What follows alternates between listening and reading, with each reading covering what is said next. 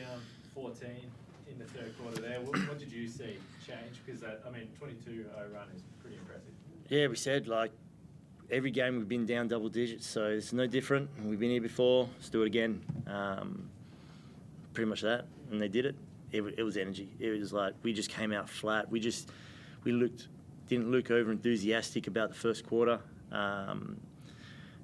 We talked about how Melbourne were going to come out and really show their home crowd, that they're going to win this game.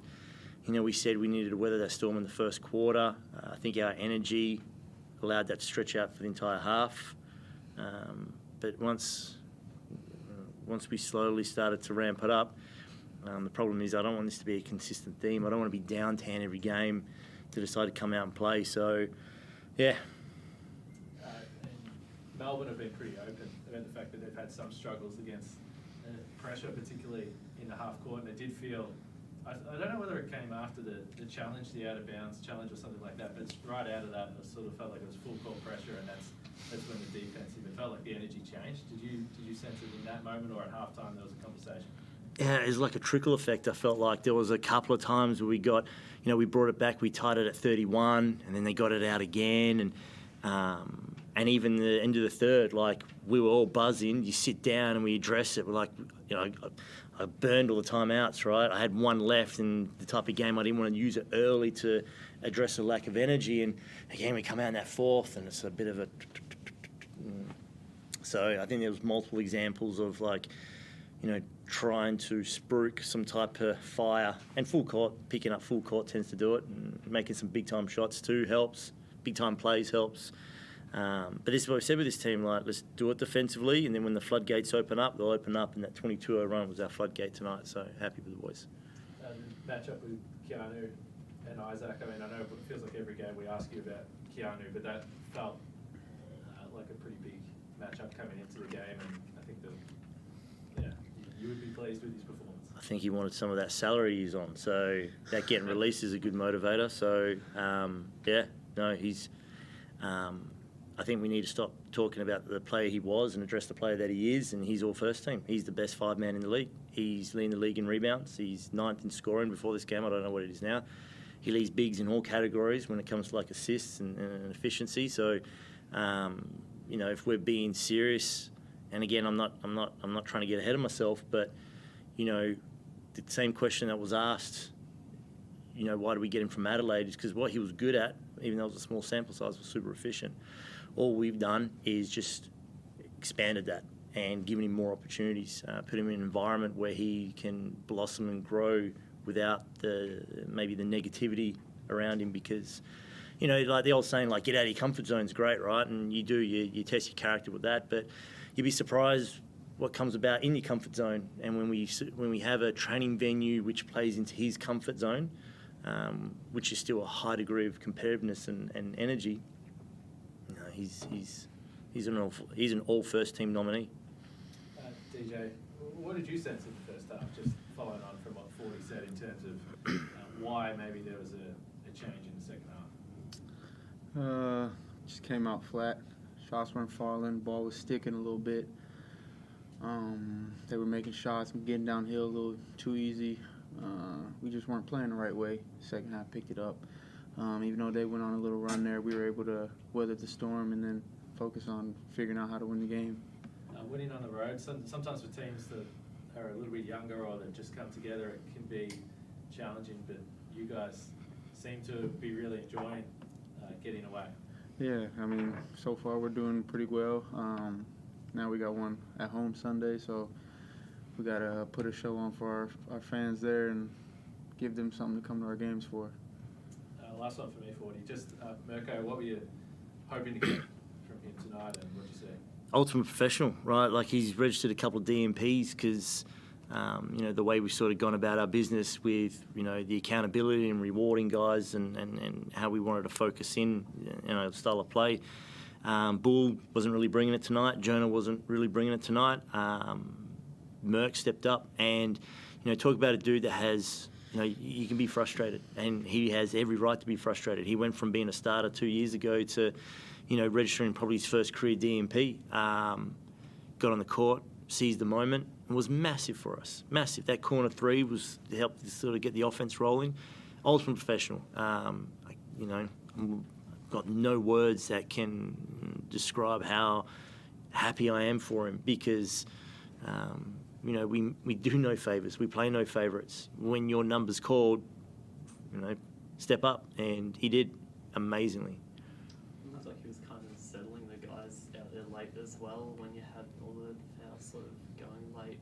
How important have the leaders been? And it's when you do have to come back in games like you said so far this year. Yeah, and this is important. Like we don't have a captain. This is out of the Lemanis book of, we have no captain because, you don't want to burden someone with the responsibility to navigate every difficult situation. And there's different forms of leadership, right? Gaffer is one that leads by example on the floor, high energy at practice.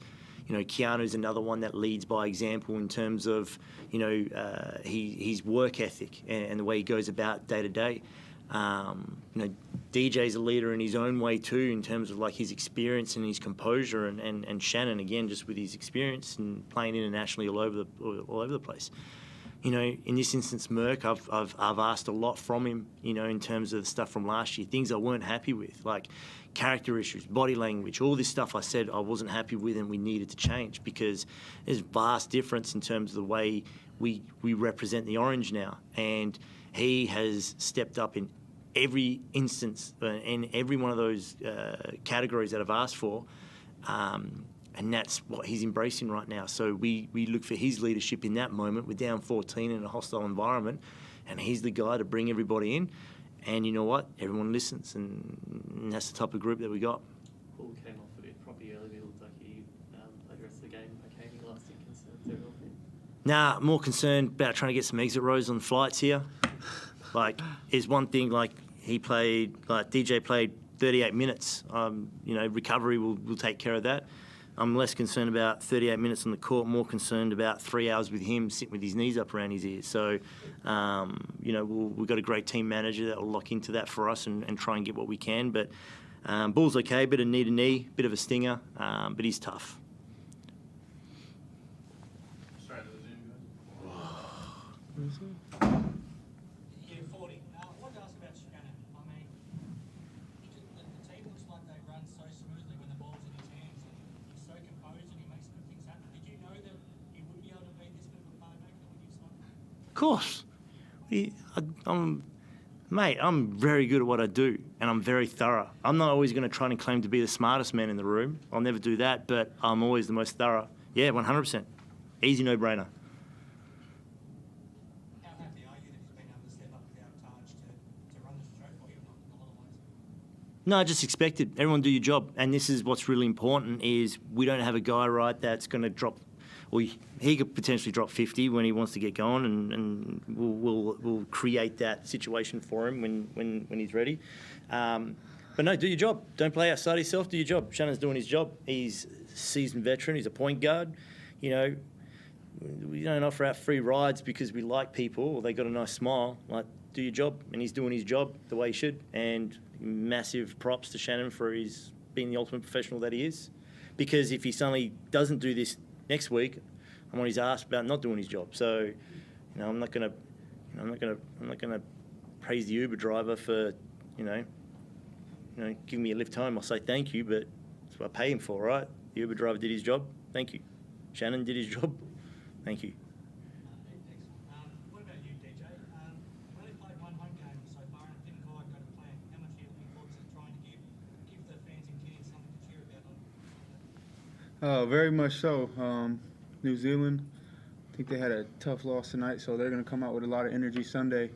We're going to head home and master energy and surpass it, be ready to go, and get fans something they want to see.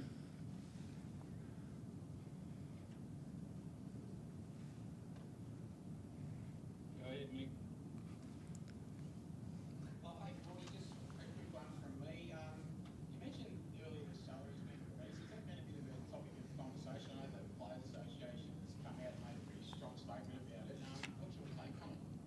Oh, naturally, nothing's really come my way, and we sort of, when I got word that it was going to happen, I sort of addressed it with the guys to say, like, this is going to happen, but we've made no secret that, what we're trying to do, and this is important with the way the team's designed, is we want to provide opportunities for these guys to launch pad to, like DJ wants to get to the NBA, and we want to provide that platform for him to get to the NBA. And, there's some guys that want to make, more money, and, it can be a great motivator. So, we had a couple of big-time contracts on the court today.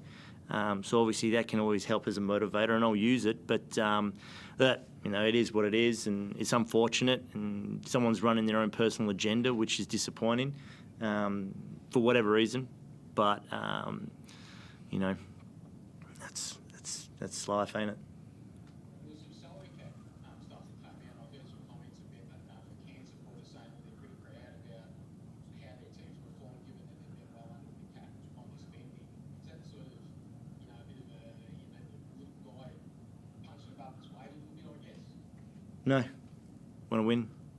Don't care if I spend 50 cents on the dollar or, no, winning. Thanks, mate. Thank you. Hey, Forde, very good, mate. Just the one question. Last year, when you faced double-digit deficits, you started kind of struggled to fight back into the contest. I want to know if you noticed any changes in your team. Obviously, there's personnel changes. But what have you noticed as a coach just so far this season?